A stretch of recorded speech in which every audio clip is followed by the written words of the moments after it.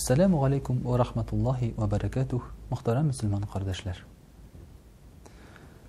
Мөхтәрәм мөселман кардәшләр, татар телендә безнең тәвәккәл дигән бик матур бер сүз бар.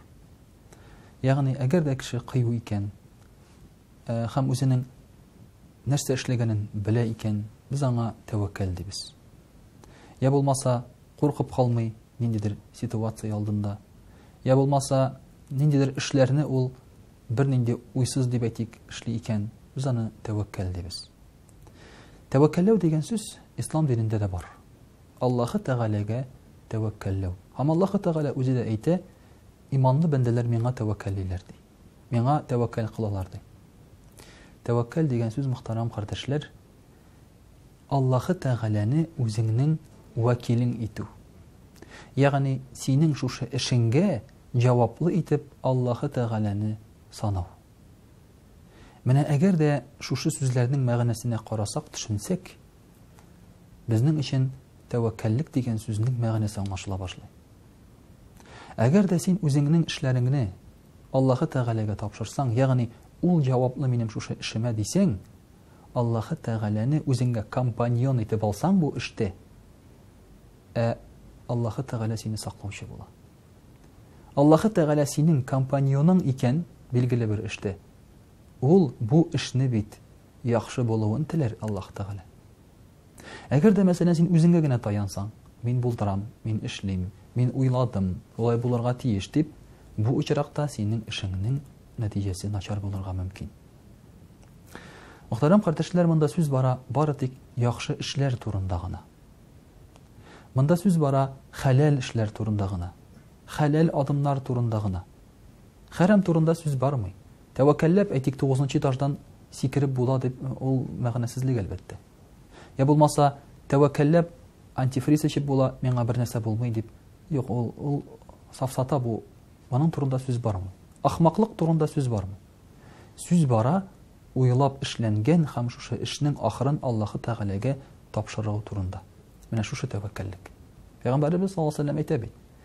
Диеңне бәйлә дә, аннан соң Аллаһ Тәгаләгә тәвәккәл кылды. Аннан соң Аллаһка тапшырды.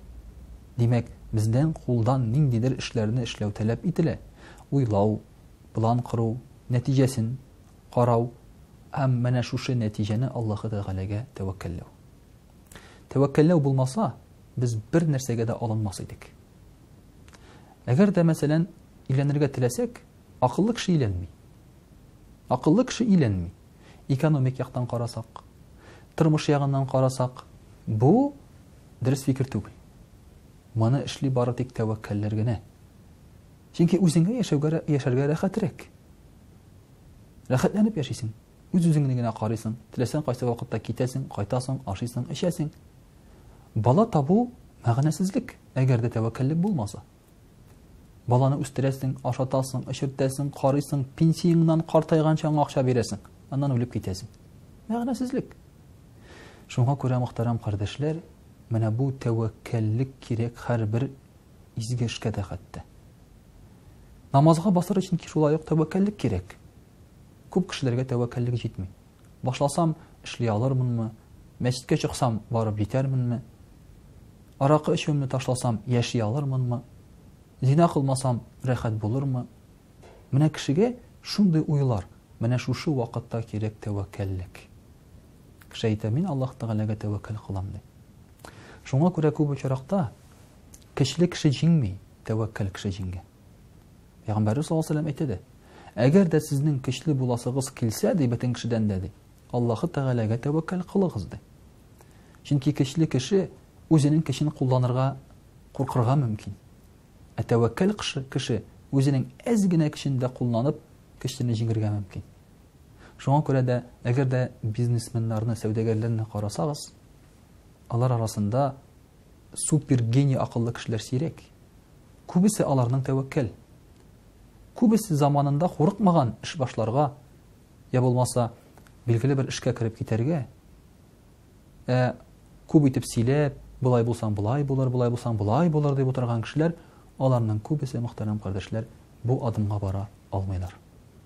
Менә шуңа күрә шушы дөнья белән тәвәккәлләр идарә итә һәм тәвәккәлләр аны алга алып бара.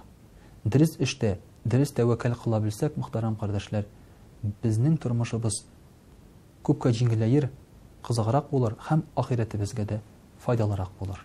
Вассаламу алейкум ва рахматуллаһи ва баракатуһ.